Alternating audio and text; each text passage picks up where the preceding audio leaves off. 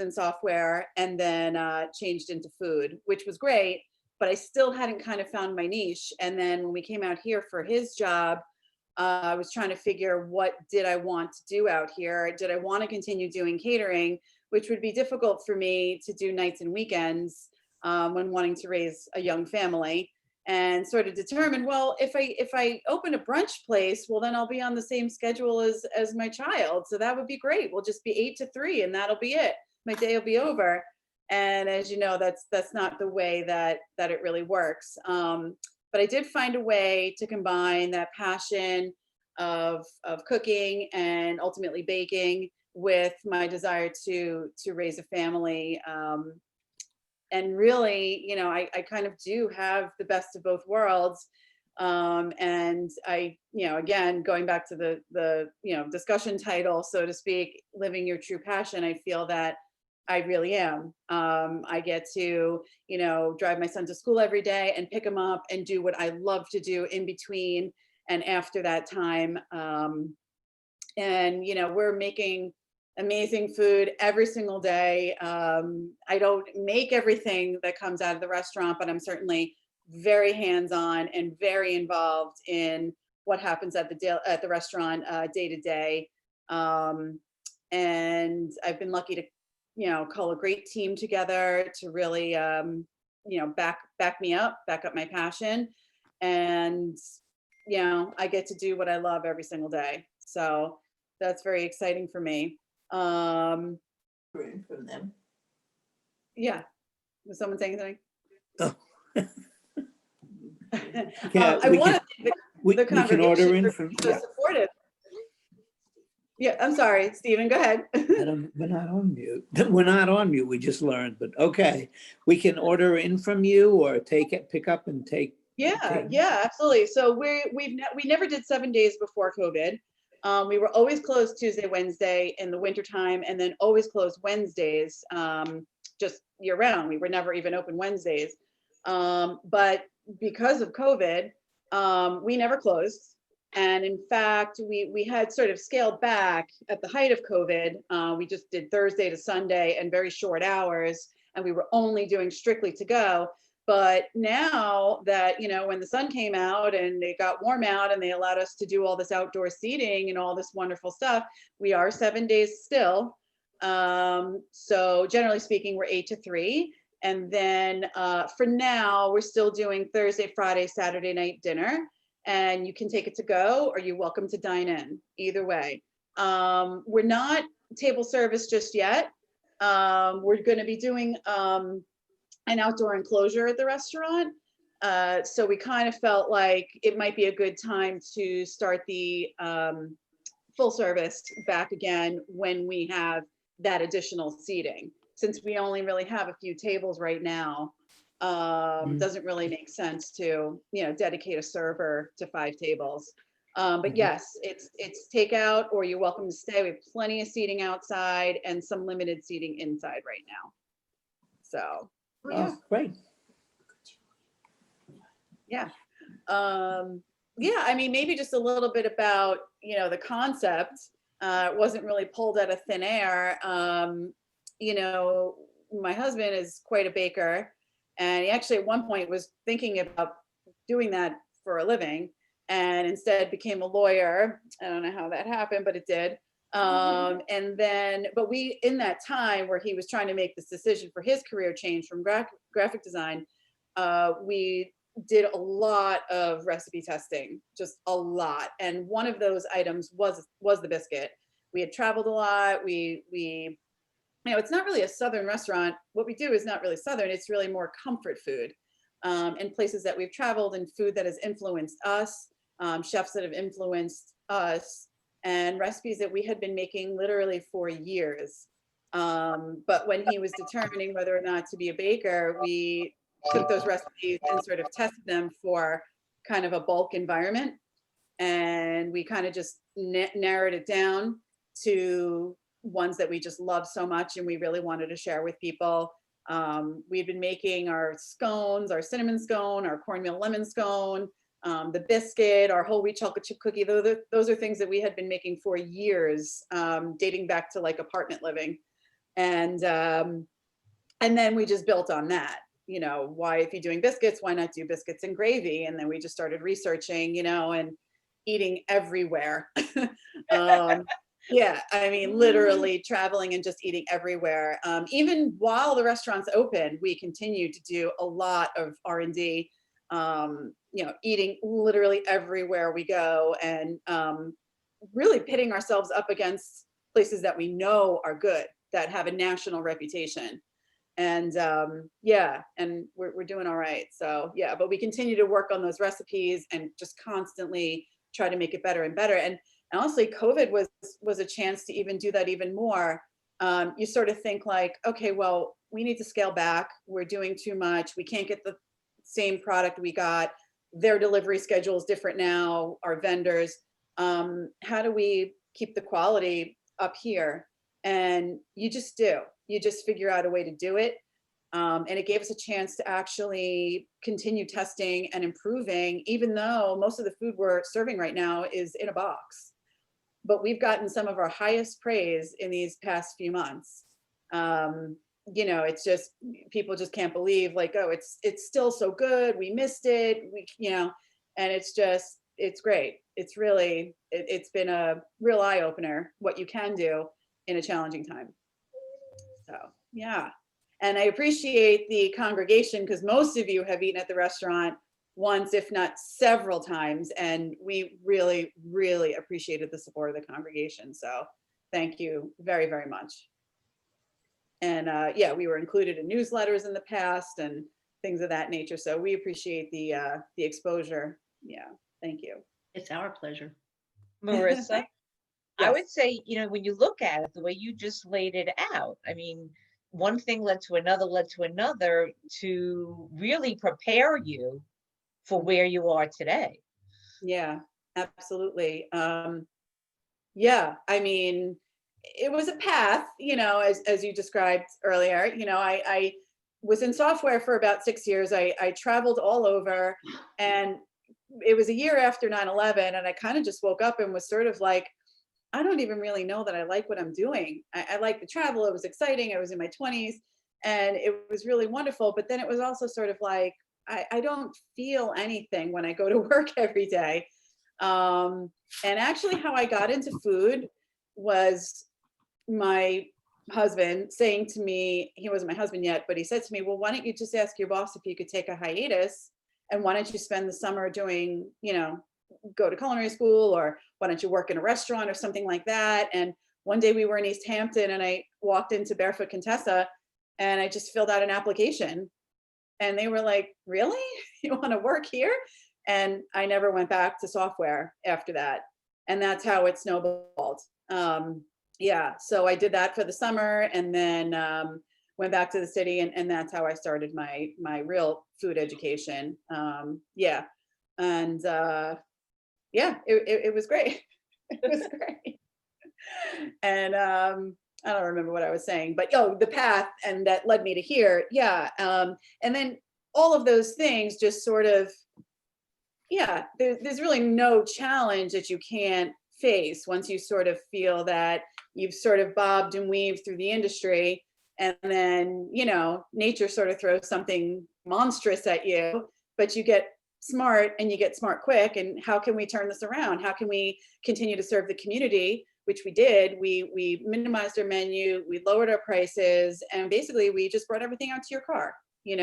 I only had just a couple of people in the restaurant, a couple of people to prepare the food, and myself and someone else to deliver the food. And we did it as simply and as steadily as we could, and until the point where we sort of built back up, opening more hours, more days, adding dinner again, and it just kind of went back to what we feel is like normal for us. So yeah, and just step by step by step, but you just have to remember, where you came from, and it's nothing can't be solved. So yeah. Yeah. Any other questions for me? Hey, Marissa, it's Michael Mead. Michael and Karen, how you doing? Oh, hi guys. How are you? Are Yeah, you I'm hiding. Karen? We're hiding. Oh, okay, yeah. But, you've done, it's tremendous. As you know, we've been there a few times. We love the place, but I'm thinking of all you've done, but you must be thinking a little bit of what you plan to do next. I'm wondering if you could share any of that with us. Yeah, I mean, we just entered our 4th year, and we were really slated for growth this year. Just definitely thinking of other locations, other things that we could do to expand the brand. Maybe doing something more like on a national scale where we, wholesale the biscuits or other products. But then again, COVID happened, and you just kind of stay with what's safe. That's definitely still on the docket. In the more short-term, immediate, how do you keep the doors open? We are building the enclosure. That's starting Monday, actually. And yeah, we're just trying to keep the brand out there as much as possible. Just, doing various networking things, still, making donations and, putting ourselves out there as much as we can in a safe way. But in terms of future growth, we definitely would love to have more Main Road Biscuit Co's. So, the plan is still there, just a matter of, when is the right time to do that. Especially now with, the governor's rules, they constantly changing. It's not really ideal to do that right now. But certainly, hopefully in the future. Have you ever thought of going on the Shark Tank? No. Think about it. Yeah, I don't know. I have good bribery. I really do have good bribery there. Actually, Gavin loves Shark Tank. Yeah, He loves Yeah. it. Yeah. Bring him right into it. Yeah, he loves that show. So yeah. I mean, no, we have plenty of, people who would want to back us and have made offers to us. Quite frankly, it's not really that. It's just what's the right thing to do for the brands, I just I'm a little more conservative in that regard. So, I kind of think when this passes is probably a better time to consider that. Yeah. Yes. And also go on Shark Tank. So Right. Because then you can get some of their expertise as well. Yeah. And really just put it out there to everyone. Yeah. Yeah. I Yeah. think Barbara has a question. Barbara, Yes. go ahead. Yes. Go ahead. Oh, have you ever thought of having Emerald at your restaurant? Is that for TV? We have a lot of chefs, honestly, that come to us. Many chefs that have homes out here, frequent the restaurant and they love it. Emerald, yeah, sure, come on in. Bobby Bam. Or Bobby Flay? Yeah, I mean, I don't really have a PR machine behind me. I still do my own marketing and PR. I had done some of that in the city for some of the other companies I had worked for. I think, anytime you have an opportunity to have someone with a platform like that come to your restaurant, you take advantage of it. But I'm not really sure that, I would make that specific invitation. But maybe, either, I mean, I know Bobby a little bit, but I don't know Emerald at all. Right. He's a very good guy, Emerald. Yeah. Yeah, I've been Invite him in. restaurant. I'd love to How do see you him. how do you structure a menu? It's really very difficult. And it's really ever evolving, honestly. The hardest was when we first opened, what do you want to serve? Now it's easier because now we know who we are, we know what sells, and we know what our guests likes. But it is definitely a challenge. What I would say is you have to start somewhere. So just pull something together. Don't try to do too much and just do the things that you know that you're good at. And the other thing is you really have to think about things that we don't really like to make things ahead. We prep everything ahead, but nothing gets cooked ahead. A handful of items, I would say, get par cooked ahead because certain things just take too long to make. But on the other hand, some of the things we don't really care that it takes too long to make. We let the guests know that when you order fried chicken on the bone, it takes 25 minutes, and it's worth the wait. So, yeah. So, we're upfront about things like that, but other things that we sell so much of, like bacon, for example. Sorry, we sell bacon. We're not kosher. But yeah, we do par cook that just for efficiency's sake. But how we structure the menu is comprised of a lot of things. It's what will your guests enjoy? Why are they coming here? What will make you different than the restaurant next door that's also doing an egg sandwich? Efficiency in the kitchen is huge, and also cost effectiveness. We have a lobster Cobb salad that's not very cost effective. It has lobster, bacon, eggs, tomatoes, roasted corn. I mean, it has a lot of ingredients on it. And the dressing has blue cheese in it too. These are just not cheap ingredients. But then on the other hand, the cost of the biscuit, for example, which we do sell a lot of, it offsets. So you kind of want to look at that when you're structuring your menu too. There are certain things that you just love them and you have to have them on your menu, and you don't really care what the cost is, but then you have to somehow make that up too. So you just have to make sure that there's a good mix of those items on your menu. Something like a pancake would be very low cost, whereas something like, maybe a hamburger, grass-fed burger is not really a low cost. So that's how we structure our menu. What's the favorite? What is like the signature dish in? We make something called the Main Road Biscuit Breakfast. By and large, it's our top seller. It is the biscuit with 2 eggs, any style, and 2 sides. So you get bacon, sausage, or avocado, and you get hash brown grits or a mixed green salad. And that is by far our top seller. That, and then right behind that would probably be our omelet. People just love our omelet. It's more of a French style. It's a very sort of lighter, delicate omelet, thin. It's not like thick American style omelet, and it's rolled. That's probably our next seller. And then our buttermilk oat pancakes are also a very popular meal. Yeah. Is that and grandma right now, pancakes? Is what's that? grandma- No, the grandma pancakes we haven't brought back yet. We will bring them back for the winter. I love Oh, they are There's a really good. story with that, isn't that Brian's? Well, that was my husband's grandmother. She is Belgian, and well, she passed actually fairly recently, but she was Belgian, and she just was a very picky eater as a child. And she told us, this was probably 20 years ago when we first, got together. And she said, this is a recipe. I'm going to make you breakfast. This is a recipe that my mother made me every day, because this is the only thing I would eat as a child.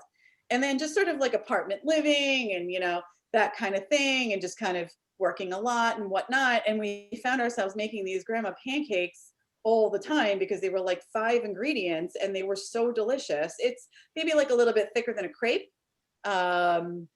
And we were making them all the time. And again, it was something that we said would definitely be on a menu of our brunch place, of our future brunch restaurant. And they were for a long time. What ended up happening with that was basically COVID. And we had several batter type dishes kind of competing with each other. And we ended up with a lot. So it kind of goes back to that menu question. Sometimes something's got to give. The oat pancakes were a good seller among families and kids. So we kind of put the grandma pancakes to the side for a little bit and kind of let the other batter sort of dishes shine. And but we have been asked about it several times, so we will bring it back. Yeah. Good. Glad you like them. Yes. Yeah. Marissa, when you were in New York and you were working there as in catering or any other food position, had you worked with anyone on the North Fork as a vendor for anything you were doing in the city before you came out, or? No, I was not responsible for ordering pretty much in any job that I had. That was always the chef. I worked at, sort of bigger places and they had an executive chef. Yeah, so no, I had not, but I do know that places where I worked, Balducci's, for instance, they did source from the North Fork and the South Fork. Yeah, and I think, and Bouchon did some of that as well. They did source from farmers out here. Satter Farms was always very popular with places I worked in the city. Yeah, there were other North Fork farms, but obviously much easier for me to do now here. So Oh, sure. we try to do that as much as we can. Yeah. Mhm. Yeah. So you knew about North Fork before you came here? I mean, how did you choose North Fork? Yeah. So my husband's from not that far from this area. He actually grew up in Ridge. His parents still live there. And when we first started dating, we were always going out, to see his parents. And then we'd always take like a date, his family out on the North Fork too. So we would come out here, and a lot of times we would stay out and stay with his uncle, and or we'd go into the Hamptons and go have lunch or whatever, walk around. Especially when I was working in East Hampton, we spent a lot of time there. So what ended up happening is that we bought a home in Mattatuck. We bought a second home here, a small little house in Mattatuck, and that was our weekend home. So we had spent a lot of time out here, and we were really familiar with it. And then again, sort of, it was a culmination of many things. My husband changing to law, knowing that he was going to work in Riverhead after law school. It's his uncle's firm, and he knew he was going to be moving there. And also sort of quality of life, raising my child. He was school age. Are we going to send him to school in the city? Or are we going to, do we want to get our life started out here? It was always sort of like this pang when we would come out here for the weekend. It was like, well, you all know the feeling, let's leave Monday morning. It's fine. I'll still get to work by 9:30. It's fine. We started doing that more and more and more. And it kind of just came to a point where, it was like, well, he was going into school, Gavin. And, do we want to make this a permanent thing especially now that my husband was working in Riverhead? It was hard for me. I actually continued to commute to the city for 3.5 years. It was difficult for me because I had such a book of business that I had garnered over, almost 15 years. It was kind of tough to give it up. But at the same time, I just sort of started scaling back and back and back. And ultimately made the decision that we would make an investment out here, and we would make our life out here. So when Matt Carr's restaurant came up for sale, he's sort of a family friend. When his restaurant came up for sale, we sort of took a closer look. Yeah, and that's how it kind of came to be. That's great. Great. Yeah.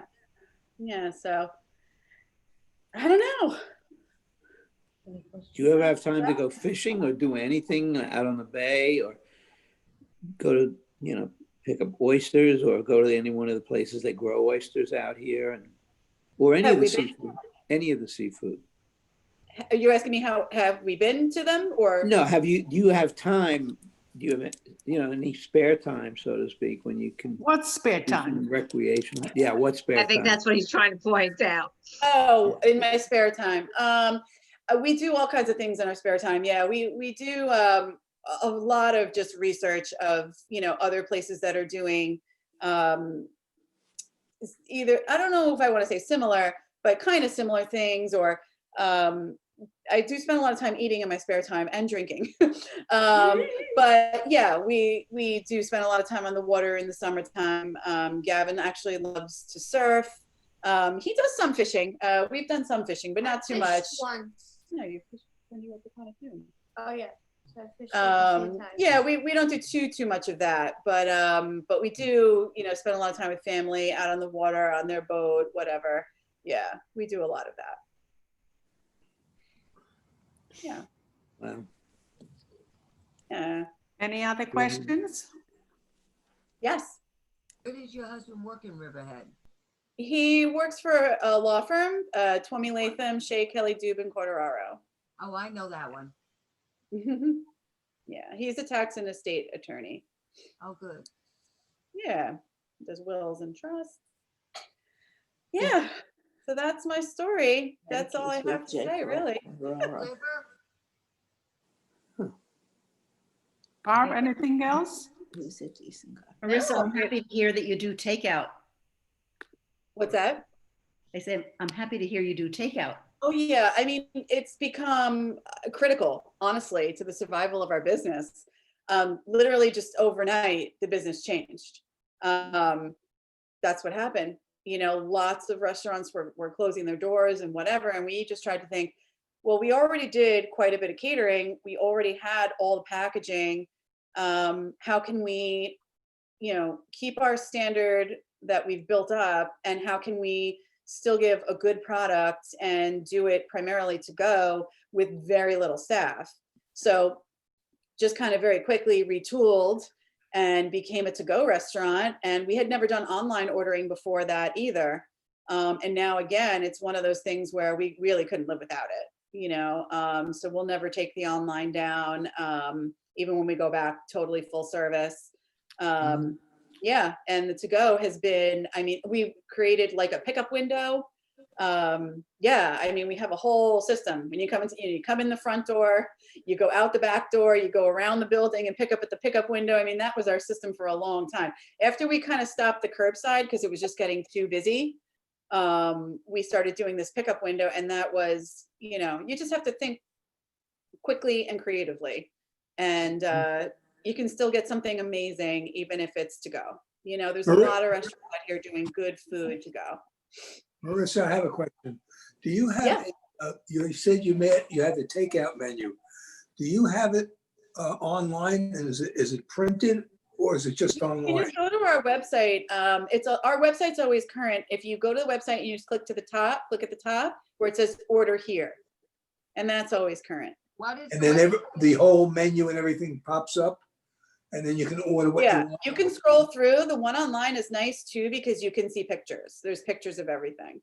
Oh, good. Can you give us Yeah. the website? And how far in advance do you have to order? I mean, if Like 20 minutes. oh, Yeah, okay. if you're eating fried chicken, you know, give us like a half hour, but yeah, 20 minutes usually fine. Even on a busy weekend day, somehow we know when it's going to be busy on the weekends, and we staff up, and we're still able to pump out, you know, you shouldn't get your food in any more than 25 minutes. That's really the longest. That's put together, baked, everything. Yes. You drive through and you pick You it don't up. even have to. You can stay. You can Oh. stay and eat your food at the restaurant. Yeah, if you want to.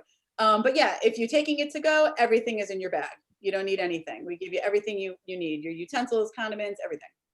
Erwin's ready to go. Everything's ready to You go. have- Just stare you right have- into it. Don't waste a minute. You came have to us the- hungry, right? We have know that. delivery? Can you give us Yeah. the Do you have website? any delivery service? Or We that's don't it? do delivery. No.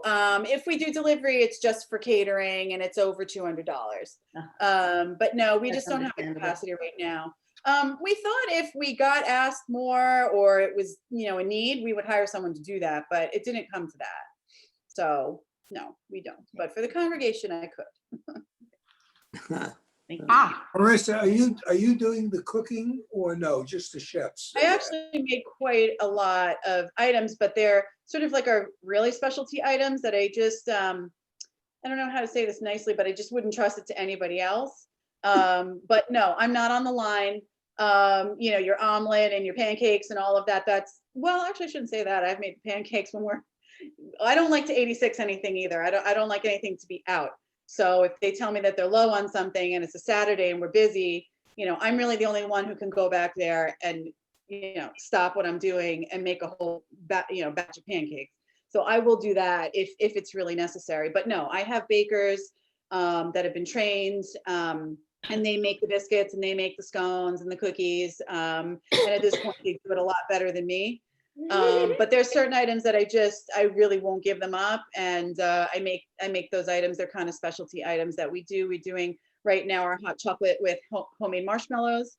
I make that totally from scratch. You know, the maple olive oil granola, I make that. I make our jam. You know, there's specialty things that I think actually give me joy to make them, and I don't really want to give them up. So yeah, it's probably like, lemonade, specialty drinks, things like that. I make all those things from scratch, and they're kind of also recipes in my head. So yeah. But In you the know, beginning, you weren't able to leave the restaurant. You had to be there most of the time. Are you able to leave now more? Yeah. Yeah, now it's different. The beginning was, yeah, I don't know. I could write a book about that. You know, you think you're going to just do something simple and keep it simple, but for some reason there was, you know, there's not that much that opens on the North Fork. So, and maybe even at that time, there really wasn't that much that was opening. So it was sort of like all eyes on us from a very, like as soon as we did any construction, as soon as like there was like just a truck pulling into the driveway, as soon as there was an inkling that was something was going on at the building, we had like, you know, local reporters there and calling us and calling me and emailing me, when are you opening? When are you opening? When are you opening? So I think we were busy very quickly, much quicker than I thought. And it really never stopped. I mean, we opened our doors 8 o'clock that first morning and it really didn't stop from that time. And so at that time, yeah, for like the first couple of years, I really felt this penchant to be there. I felt that I really couldn't leave. And now I'm kind of still like that, but I do know I have a very strong team and that they can certainly run things without me. So That's yeah, good. yeah. Thank God. I remember those days. Yeah, it was a lot of pressure, but yeah, but you get through it and you just, I also just wanted to do the right thing for my business too. You know, part of it was the story. Part of it was exactly what I'm talking about right now. You know, people want to talk to me. They don't want to talk to a manager. They don't want to talk to, you know, the counter person. You know, they've read about it. They, you know, they came maybe from far away. They'd like to meet the owner. So, you know, you still want to kind of do the right thing for the business too. Well, you were very fortunate from early on getting such good coverage. Yeah, I think so. We were really blessed that way. We just garnered a following very quickly. And again, it really never went away. And you know, I'm knock on wood every single day. You know, it's really a blessing. So Shoshana, you had a question? I had a question for Gavin. yeah, here he is on his phone. No, I was checking. Doing your much more speech interesting thing. things. Okay. Yeah. Yes, Shoshana. So what is your favorite dish or drink from the restaurant? And you learned how to make any of them, of the dishes? I've not learned how to make any of them.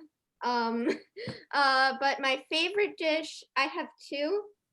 It goes between the omelet and the fried chicken sandwich. But Gavin will only order the omelet a certain way. How do you order it? A little cheese. Little cheese and like barely any parsley or something. Hash brown. Oh, hash brown on the side. And he would like to have a biscuit every time, but sometimes I tell him no. But Because you know, I just ate one. it depends. Yeah, it gets that, and then the fried chicken sandwich, which he loves. Yeah, Oh, with, yeah, it's that- actually with honey butter. Yeah, honey Yeah. butter fried chicken sandwich. He loves that. Oh, boy. Oh, boy. Good. Sounds too good. Yeah. Ah, Thank you. Yeah. awesome. Well, once again, I just want to thank all of you for patronizing and just even just for supporting us in any way at all. So it's really nice, and especially during COVID, you know, I saw so many people from the synagogue, and it was just really nice and very comforting. So thank you very much. Really our pleasure. Yes, I Thank second you. that. And thank you for providing us such good Got it. establishment with wonderful food, comfort food, and coming here and sharing with us your journey and what it's been all about for you. And thank you, Gavin, for helping. Can I, Oh, can I and- ask a question? For it. It's more her than me. It's not my story. You're definitely part of it. Boy. Find out if Who you wa- can talk. Who wanted to ask a question? I do. Hi, Bert. It's Bert. I know Hi, you. Marissa. How you doing? I just want, Gavin, hey, Gavin, now that you're a surfer, you're officially a dude, okay? Yeah, All right. he caught the bug. He definitely caught the bug. Yeah. All right, cool. Now, listen, I have a question. I'd like to know, is this scenario possible? You, to be able to come to your store and buy the mix that you use to make your biscuits so I could make them at home when I want to make them. No, we won't probably do that because those are active ingredients. So we really don't keep Okay. them around long. But you can buy the biscuits frozen, and I give you the instructions for how to bake them off. So you could keep them in your freezer. what's the difference between buying frozen biscuits and buying regular biscuits and then freezing them myself? No. The biscuits that are frozen would be the dough is frozen. Uncooked. Uncooked, right. Oh, I Yeah. got you. Okay. Okay, good. Right. You can do that too. I mean, we don't love that. You can bake the biscuits and then you can freeze them in an airtight container. I like to wrap them in a gallon Ziploc bag. Actually wrap them in like maybe 2-gallon Ziploc bags. No air, get all the air out, and you can freeze them once they've been baked. But they really are better if you buy the biscuit dough. And then we just give you the baking instructions. Yeah. Right. That's what I thought. Okay. Well, we're thinking along the same lines, but I was just curious to know because I'd rather than buy them and freeze them, than coming as close as we can to buying the fresh biscuits. They come frozen and we cook them at home. Yeah. Okay, good. All right. Yeah, just that let was me know. That was my question. Keep up the good work, Thank dude. you. Thanks Thanks so much. All right. Yeah, thank you. Wow. Marissa, it's Danielle and Allison. Danielle and As you know, hi, this has been so great. Thank you. And thanks for feeding us so much. we bought your frozen cookies, as you know, and they traveled well frozen. Good. And actually traveled back because we had so many cookies, and so they were delicious. Yeah, We had a trivia night last night. yeah, we actually had a couple left that we baked last night. So awesome, very frozen, good. Well, frozen, and we'll next time we have a live event. You know, we can be in person. I'll bring some cookies. I'll make them all right before I leave the restaurant. So wait, you can, Marissa, you can also buy the frozen cookies and cook them yourself. You can Very nice. That's a great idea. Yeah, it's on the website too. So you can just, you know, even if you're just driving by and you want to pick up some frozen cookie dough, you can just place your order online and swing by and grab them. Terrific. I might do that for Thanksgiving. Yeah, they're really good. Well, for Thanksgiving too, we're doing cookie platters. So, you know, if you want them all nice and whatever, we do them for you. It's a 28-piece platter, and I think it's $25. And it's the whole wheat chocolate chip, the brownie cookie, the maple oat, and the peanut butter. So it's 7 of each. Yeah. Wow. Nice. Yeah. Nice. All right, I'll definitely keep that in mind. Or you can bake them yourself, either way. Were there any more questions for I have Marissa? one question. Yes. First, at the beginning of the pandemic last spring, did you have trouble getting ingredients like flour?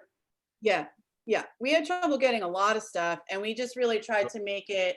That was part of the scaling back of the menu. I was just getting really frustrated because even when we would place the orders, you didn't even really know what you were going to get. And then I'm just very picky, and our recipes are so, they're kind of scientific, honestly. And even if you just change the brand of buttermilk was a really hard one to get. I think just no one wanted to bother with it. We're probably one of the only places that's getting it. So they just didn't keep it in stock. So, you know, even just changing the brand, we don't even really want to do that because it's different butterfat content, and, you know, it's just a different flavor. So we really had to reconfigure our menu somewhat based on those challenges. So yes, the short answer is yes, we had trouble. And to this day, I mean, you know, I'm not really like in favor of mismatched packaging and things like that. And every now and then you see like, you know, well, this size container is brown and this one is white, you know, and it's just because that's what they sent, you know. So anything that's manufactured, bacon was a big one because a lot of those plants, they had huge, you know, they were huge beds for COVID. So yeah. Well, no, listen, this is what we have in our menu. So yeah, we had some of those challenges, and, you know, you just had to make the determination to, you know, does it stay or does it go? And can you live with, you know, the alternative? So we just had to make those decisions as they came to us. Okay. So, yeah. Well, thank you so much, Marissa. This has Thank been you. very, Thanks for your very time. This was fun. interesting. Really have enjoyed it.